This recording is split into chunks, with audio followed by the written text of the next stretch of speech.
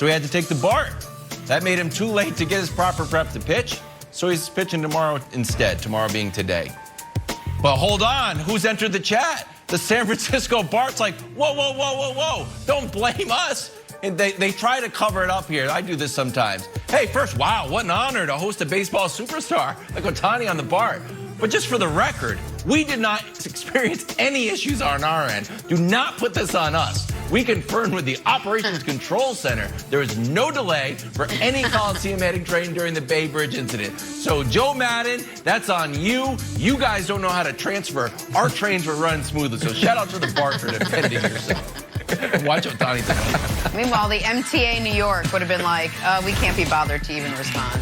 Hey, time for Drawing a Blank. We start with the future of Julio Jones as he appears to be headed out of Atlanta. The latest report says the Falcons have been offered a first-round pick for the superstar receiver. Hey, we got a superstar receiver, Brandon Marshall. The team that should trade for Julio Jones is blank. All right, let me tell a little story. 2006, drafted to the Denver Broncos with the 119th pick in the 4th round. And I stayed there for 4 years, then traded to the Miami Dolphins. I went from averaging 170 targets and 100 catches to around 140 targets and 80 catches. And I could never get those practices out of my head and those meetings out of my head and game day out of my head in Denver when I was in Miami. You remember those moments when you were just the man. And that is Julio Jones. 2015, 2016, his only 2 All-Pro years. His career high still in catches, in receptions, in yards a catch, and first downs. That was Kyle Shanahan, his offensive coordinator. So the 49ers, Julio Jones can't forget that. That's why whoever offered the first-round pick, Julio's like, please, I'm not going there. The same thing James Harden said.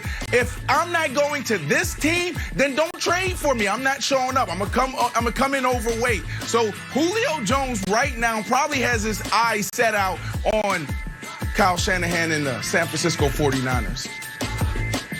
All right, first of all, it's an excellent story and an excellent take, but the audience might be like, why is he talking about Julio being overweight? Spoiler alert, America, there's a receiver we might have just recently showed on the show that Brandon thinks should maybe, do some crunches. I'm not naming names, but he has overweight on the mind. All right, my answer, though, I would love to say the Packers, but the Packers seem insistent on alienating rather than embracing their superstar quarterback. So I'm going to say the Ravens. Haven't we been saying that Lamar needs better receiving options? Weren't we saying that Antonio Brown maybe should go there? Well, send Julio there. Like, that would be, if you're Baltimore, you're drafting in the late 1st round anyway because you've been so good since you got Lamar. Now, to Brandon's point, I'm not sure how much Julio would love it, but Julio's already got the Hall of Fame level numbers. He's already got all the money. Reportedly, what he wants to do is win. Baltimore has a great chance, the best chance of anybody, to, of course, finish 2nd in the AFC to the Chiefs. But still, that's something. So I say the Ravens, Wilds. Come on, you know what's happening. We know what's going to go on. We know Belichick is got his eyes on Julio Jones. We know Julio Jones saw what Randy Moss did in the latter stages of his career. We know that the Patriots spent the most money bringing in all sorts of talented players all across the board. And guess what? We also have the money to do it. Can we show how much money that we're still sitting on? We got a printing press up in Foxborough. Team's ready to win. 49ers, whatever. They're not going to Cleveland. There's one team out there that's the greatest franchise in the history of sports, and we got the money, and we got a great quarterback that he's friends with. So let's go. Jenna, I appreciate you asking this question, but we'll stay like this for the rest of the show. Buy your jerseys. Buy your He's just an idiot. He's a weirdo. Lakers Suns final minute of last night's game. You guys see this? Devin Booker getting tossed for this hard foul on Dennis Schroeder. Dangerous play, said Anthony Davis, who talked about it after the Lakers Game 3 win. Listen to this. Can't happen. can't do that. I mean, they've been chirping it's playoff basketball, but you don't push a guy out the air like that, 2 hands. It's a dirty play. Dennis could have really got hurt right there. You know, we keep it in between the lines. You know, we never want to, and I know Monty, you know, he's not that type of coach. I mean, he's probably going to say something to him, but my coach for 3 years, but, you know, that just can't happen. You know, hard fouls, things like that, playoff basketball, we accept those. But, you know, just to blatantly push a guy, you know, with 2 hands out the air, it's a scary play. You know, good thing he's okay, but plays like that, you know, is unacceptable.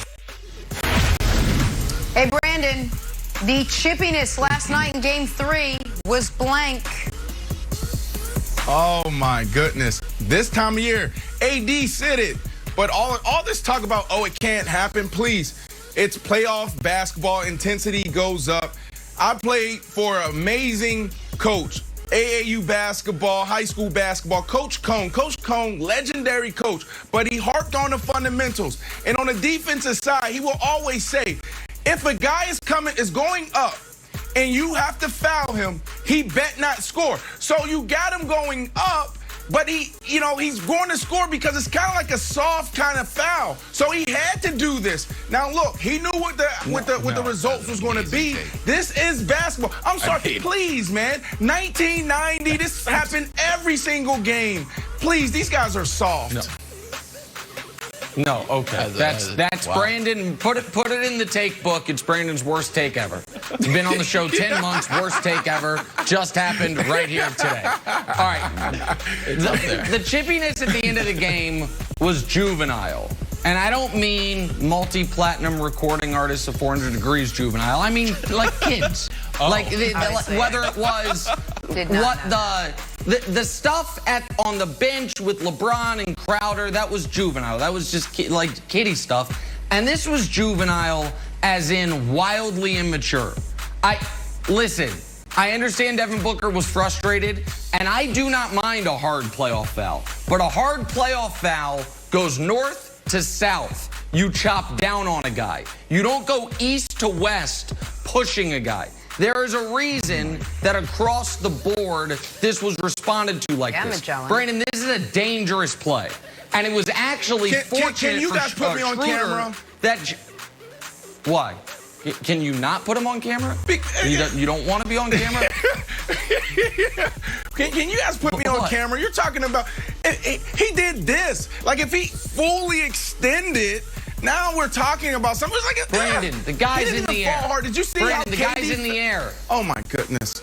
Brandon, it's the same thing in the NFL. The game has changed. In the NFL, no. The game has not changed. This specific play has always been dirty. It's this in the NFL, the intensity might go up in the playoffs. Of course. But if a guy intentionally goes at your ankles, it's a dirty play. You know the difference between a hard hit over the middle and a guy trying to take your knees out. If you're in the air and you get 2 hands shoved from the side or behind, that's a dirty, dangerous 100%. play. There's no question about it. And what I'm 100%. And while all I'm saying is, we had guys on teams back in the day that literally occupied a seat on a bench just to come into games for those hard, dirty fouls. So, I mean, I don't know. Maybe I'm just getting. I'm just too old school. But we also Maybe I'm too old. We also back in the day let the players occasionally punch the customers when they threw stuff at them. That's changed too. The NBA's changed a bit in 30 years. One of the things wilds that they don't allow is this. The segment went off the rails. We got to go back to talking about Julio Jones. To Brandon's defense, I will try to soften it a little bit. I think Devin Booker knew that Jay Crowder was there, and he wasn't going to. He would have a moderate soft landing. That's one way. I don't think it's the dirtiest play in the world, but it's still a dirty play. My answer is a CP3 tutorial. If you want to put a guy on the ground, you got to watch the maestro, Chris Paul, who was getting bumped by Kuzma. And it's like, oh, look, he sort of hit him with his shoulder, and he offers to help him up. No, he didn't. He tripped him. If you watch this angle, watch Chris Paul's left leg. Boom. Yeah. Trips Kuzma. He's like, I didn't trip you. I'll help you up. It's a great play. And Chris Paul, when you watch him, he's doing a lot of these little tricky plays, like a judo master there, including one at the ref, where he's like, he's like, get out of here. So Chris Paul was also frustrated, but there was no outward dangerous plays, just little trips. Oh. Chris Paul being Chris Paul. Okay. Yeah. Speaking of little trips, Kevin Wildes is weird.